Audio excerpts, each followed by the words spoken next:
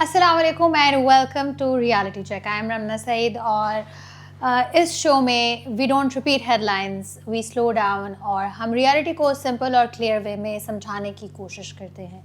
आज के एपिसोड में हम बात करेंगे 3 ऐसे इश्यूज़ की जो देखने में अलग लगते हैं लेकिन असल में एक ही सवाल के गिर्द घूमते हैं। क्या हम अपनी प्रायोरिटीज़ सही सेट कर रहे हैं? एक तरफ बजट 2026 है जहां नए टारगेट्स, नए टैक्सेस और नए इकोनॉमिक क्लेम्स सामने आ रहे हैं, लेकिन सवाल ये है कि क्या बजट वाकई में आम पाकिस्तानी को ज़िंदगी को बेहतर बनाने के लिए तैयार हो रहा है या फिर हम फिर से नंबर्स और प्रॉमिसेस की पॉलिटिक्स देखने वाले हैं। फिर बात होगी पाकिस्तान के वाटर क्राइसिस की, जहां पानी कम हो रहा है, बिजली महंगी हो रही है और क्लाइमेट रिस्क्स बढ़ रहे हैं। तो क्या हम अपने डैम्स और वाटर सिक्योरिटी प्रोजेक्ट्स को अफोर्ड कर सकते हैं? और आखिर में हम एक ऐसा वाक़या जिसने पूरे मुल्क को झंझोड़ कर रख दिया है, कोयटा में ड्यूटी पर मौजूद एक यंग डॉक्टर पर एसिड अटैक। ये सिर्फ एक क्राइम नहीं बल्कि हमारे social attitudes, work place safety और वुमेन सिक्योरिटी पर भी एक बड़ा सवालिया निशान है। तो आज नंबर्स भी डिस्कस होंगे, पॉलिसीज़ भी और वो रियलिटीज़ भी जो डायरेक्टली हमारी डेली लाइफ को इम्पैक्ट करती है। Let's start. हर साल की तरह बजट सीज़न आ चुका है, नए टारगेट्स अनाउंस होंगे, नए नंबर सुनने को मिलेंगे और फिर हमेशा की तरह ये कहा जाएगा कि अब इकॉनमी सही डायरेक्शन में जा रही है। लेकिन रियलिटी चेक ये कहता है कि आम आदमी को बजट स्पीच से ज़्यादा फ़िक्र दूध, आटे, बिजली और स्कूल की फ़ी और ट्रांसपोर्ट के खर्चों की होती है। और ऐसे बजट से पहले गवर्नमेंट ने एक नई स्कीम अनाउंस की है, स्मॉल ट्रेडर स्कीम। हुकूमत का ये कहना है कि इस स्कीम से रिटेलर टैक्स नेट में आएंगे और लगभग 50 बिलियन रुपीस रेवेन्यू जनरेट होगा। लेकिन क्रिटिक्स का ये कहना है कि ये टैक्स रिफॉर्म कम और पॉलिटिकल कॉम्प्रोमाइज़ ज़्यादा लगता है। स्कीम के मुताबिक जिन ट्रेडर्स की एनुअल सेल्स 200 मिलियन रुपीस तक हैं वो सिर्फ 1% टैक्स टर्नओवर देकर सिस्टम में रजिस्टर हो सकते हैं। सबसे इंटरेस्टिंग बात क्या है वो ये है कि इन ट्रेडर्स को audits, digital invoicing, point of sale system और कई डॉक्यूमेंटेशन रिक्वायरमेंट से एग्जेम्पशन मिल जाएगी। यानी जिस डॉक्यूमेंटेशन को गवर्नमेंट दूसरे सेक्टर्स पर इम्पोज कर रही है ट्रेडर्स के लिए, उसी डॉक्यूमेंटेशन को सॉफ्टन किया जा रहा है। और यहाँ पर एक डिबेट शुरू होती है। पाकिस्तान का रिटेल सेक्टर एस्टिमेटेड तौर पर 10 to 15 ट्रिलियन रुपीस की एनुअल टर्नओवर जनरेट करता है, लेकिन टैक्स कंट्रीब्यूशन उसके मुकाबले में बहुत कम है। दूसरी तरफ सैलरीड क्लास की सैलरी से ऑटोमेटिकली टैक्स डिडक्ट हो जाता है। कॉरपोरेट्स को डिटेल्ड रिपोर्टिंग, ऑडिट्स और हाई टैक्स रेट का सामना करना पड़ता है।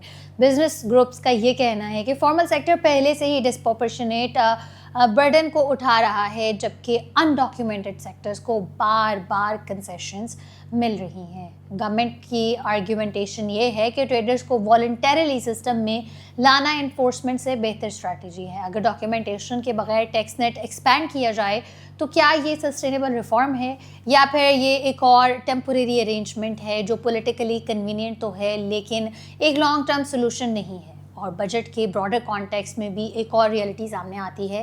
पाकिस्तान की इकॉनमी अभी भी इंपोर्टेड ऑयल, इंपोर्टेड फूड और इंपोर्टेड इंडस्ट्रियल रॉ मटेरियल्स पर हेविली डिपेंडेंट है। जब ग्लोबल प्राइसेस या डॉलर रेट ऊपर जाता है तो उसका असर सीधा किचन और हाउस होल्ड बजट तक पहुंचता है। इकोनॉमिस्ट का ये कहना है कि असली चैलेंज सिर्फ रेवेन्यू कलेक्ट करना नहीं बल्कि इकॉनमी को इतना प्रोडक्टिव बनाना है कि इंपोर्ट्स कम और लोकल प्रोडक्शन ज़्यादा हो। तो इस बजट सीज़न का सबसे इम्पॉर्टेंट सवाल शायद यही है कि क्या हम फिर से नंबर्स और टारगेट्स को सेलिब्रेट करेंगे या इस बार वाकई में फोकस उन इश्यूज़ पर होगा जो डायरेक्टली आम पाकिस्तानी की ज़िंदगी पर असर डालते हैं। बजट 2026 क्या पाकिस्तान अपने डैम्स और वाटर सिक्योरिटी को डिले कर सकता है? अब जब बजट की बात होती है तो अक्सर focus tax collection, fiscal deficit और IMF टारगेट्स पर होता है, लेकिन एक और क्राइसिस है जो शायद हेडलाइंस में नहीं नज़र आता, पाकिस्तान का वाटर क्राइसिस। और एक्सपर्ट्स के मुताबिक अगर इस बजट में वाटर इंफ्रास्ट्रक्चर को प्रायोरिटी ना मिली तो इसका असर सिर्फ डैम्स पर नहीं बल्कि हमारे एग्रीकल्चर, इलेक्ट्रिसिटी और हर घर के मंथली बजट पर पड़ेगा। रिपोर्ट्स के मुताबिक गवर्नमेंट अगले फिस्कल ईयर में वाटर और हाइड्रो पावर प्रोजेक्ट्स के लिए लगभग 179 बिलियन रुपीस एलोकेट करने का प्लान बना रही है, लेकिन सेक्टर के ऑफिशियल्स का कहना है कि मेजर प्रोजेक्ट्स को टाइम पर कंप्लीट करने के लिए कम अज़ कम 500 बिलियन रुपए की ज़रूरत है।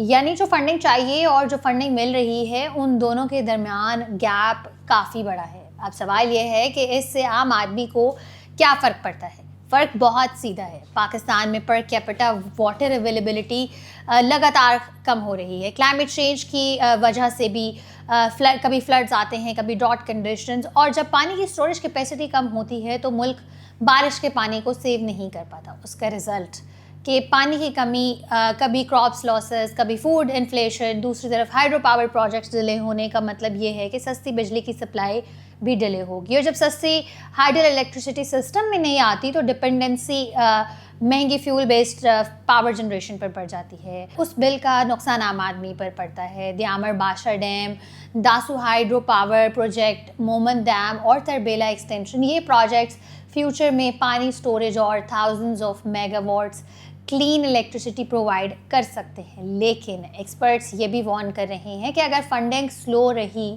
تو کمپلیشن ٹائم لائنز بھی پش ہو سکتی ہیں. اور ایک اور کنسرن بھی سامنے آ رہا ہے چناب ریور پر. پاکستان کے پاس میجر اسٹوریج کیپیسٹی وہاں پر بہت لمیٹڈ ہے, اسی لیے نئے ریزروائرز اور ڈیمز کی ڈیمانڈز بھی بڑھ رہی ہیں, اور خاص طور پر جب ریجنل واٹر مینجمنٹ اور کلائمیٹ رسکس دونوں انٹینسیفائی ہو رہے ہیں. تو بجٹ ڈبیٹ میں اصل سوال یہ نہیں کہ کتنا پیسہ ایلوکیٹ ہوا ہے, اصل سوال یہ ہے کہ کیا Pakistan short term fiscal constraint کی وجہ سے لانگ ٹرم واٹر سیکیورٹی کو پوسٹ پون کر رہا ہے. کیونکہ اگر آج ڈیمز ڈیلے ہوتے ہیں تو کل اس کی قیمت ہم پانی, بجلی اور مہنگی غذا کی صورت میں ادا کر سکتے ہیں. ڈاکٹر ماہنور ایسڈ اٹیک کے بارے میں بات کرتے ہیں کہ مسئلہ کپڑوں کا نہیں سوچ کا ہے. آج کے ریئلٹی چیک ایک ایسا واقعہ ہے جس نے پورے ملک کو ہلا کے رکھ دیا ہے. کوئٹہ کے سول ہاسپٹل میں ڈیوٹی پر موجود ایک ینگ فیمیل ڈاکٹر ماہنور پر ایسڈ اٹیک کیا گیا. سوچئے, ایک ڈاکٹر جو لوگوں کی جان بچانے کے لیے ہاسپٹل میں موجود تھیں, خود ہاسپٹل کے اندر وائلنس کا شکار بن گئی. اور اس بات نے سوشل میڈیا پر غصے اور افسوس کی ایک نئی لہر پیدا کر دی ہے. ایکٹرز, سیلیبریٹیز, ایکٹیوسٹس سب اس واقعے کی سخت مذمت کر رہے ہیں. ماہرہ خان نے لکھا ہے کہ عورت کام پر گئی تھی لوگوں کی جان بچانے کے لیے اور اس پر ایسڈ پھینکا گیا. انہوں نے اس واقعے کو باربیرک اور ایول قرار دیا. یاسر حسین نے ایک اور امپورٹنٹ پوائنٹ ریز کیا. ان کا یہ کہنا تھا کہ جب بھی کسی عورت کے ساتھ وائلنس ہوتا ہے تو کچھ لوگ فوراً اس کے کپڑوں یا اس کے لائف سٹائل پر سوال اٹھانا شروع کر دیتے ہیں. لیکن اس کیس نے ایک بار پھر یہ سوال کھڑا کر دیا ہے. صحیفہ جبار نے بھی یہ کہا کہ جب سوسائٹی خواتین کو کانسٹنٹلی جج, شیم یا کنٹرول کرنے کی کوشش کرتی ہے تو وہی مائنڈ سیٹ ایونچولی زیادہ ڈینجرس فارمز میں سامنے آتا ہے, اور یہ اس کی ایک مثال ہے. اور شاید یہی سٹوری اس کا سب سے امپورٹنٹ اینگل ہے, کیونکہ یہ صرف ایک کرمنل ایکٹ نہیں, یہ work place safety, women's safety اور ہیلتھ کیئر ورکرز کی سیکیورٹی کا بھی مسئلہ ہے. آخر ایک ہاسپٹل جو ایک ہیلنگ اور پروٹیکشن کی اسپیس ہے, وہاں پر کوئی اٹیکر اتنی آسانی سے کیسے پہنچ گیا؟ اور اگر ڈاکٹرز اپنی ورک پلیس پر محفوظ نہیں تو پھر کس جگہ کو سیف سمجھا جا سکتا ہے؟ سوشل میڈیا پر بھی لوگ جسٹس کی ڈیمانڈ کر رہے ہیں. وہ یہ پوچھ رہے ہیں کہ ہم ہر ٹریجڈی کے بعد کچھ دن آؤٹریج کرتے ہیں, لیکن پریونشن کے لیے ہم کیا کرتے ہیں؟ کیا ہاسپٹلس میں سیکیورٹی پروٹوکالز کا ریویو کیا جائے گا؟ کیا ویمن پروفیشنلز کے لیے ورک پلیس پروٹیکشن کو مضبوط بنایا جائے گا؟ اور سب سے امپورٹنٹ, کیا ہم اس مائنڈ سیٹ کا مقابلہ کریں گے جو ریجیکشن, انڈیپینڈنس یا خواتین کی سکسیس کو اپنی ایگو کا مسئلہ سمجھتا ہے؟ کیونکہ ریئلٹی چیک یہی ہے کہ ایسڈ صرف چہروں کو نہیں جلاتا, یہ فیملیز, کیریئرز اور پوری سوسائٹی کے زمین پر نشان چھوڑ جاتا ہے. اور جب تک وائلنس کو انیبل کرنے والی سوچ کو چیلنج نہیں کیا جاتا تب تک صرف ہیش ٹیگ سے مسئلہ حل نہیں ہوگا. یہ آج کا ریئلٹی چیک تھا. تو آج کے ریئلٹی چیک میں ہم نے 3 مختلف کہانیوں کو دیکھا. بجٹ اور ٹیکس ریفارمز کی ڈیبیٹ, جبکہ دوسری طرف واٹر سیکیورٹی اور ڈیمز کی اہمیت, اور ڈاکٹر ماہنور پر ہونے والا دل دہلا دینے والا ایسڈ اٹیک. لیکن اگر ان تمام سٹوریز میں کوئی کامن تھریڈ ہے تو وہ ہے ہماری پریورٹیز. ہم کس کو ٹیکس کرتے ہیں, ہم کس کو ایگزمپٹ کرتے ہیں, ہم کس سیکٹر میں انویسٹ کرتے ہیں اور کس سیکٹر کو پوسٹ پون کرتے ہیں, اور ہم کس طرح کی سوچ کو چیلنج کرتے ہیں اور کس طرح کی سوچ کو خاموشی سے برداشت کرتے رہتے ہیں.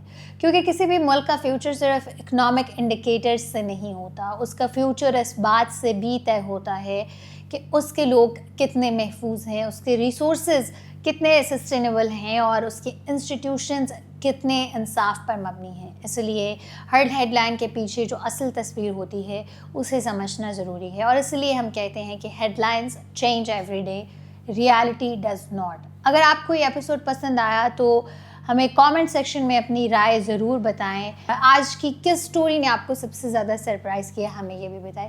آئی am Ramna Saeed, signing off from reality check today's episode where facts cut through the noise. Catch you in the next one. Thank you.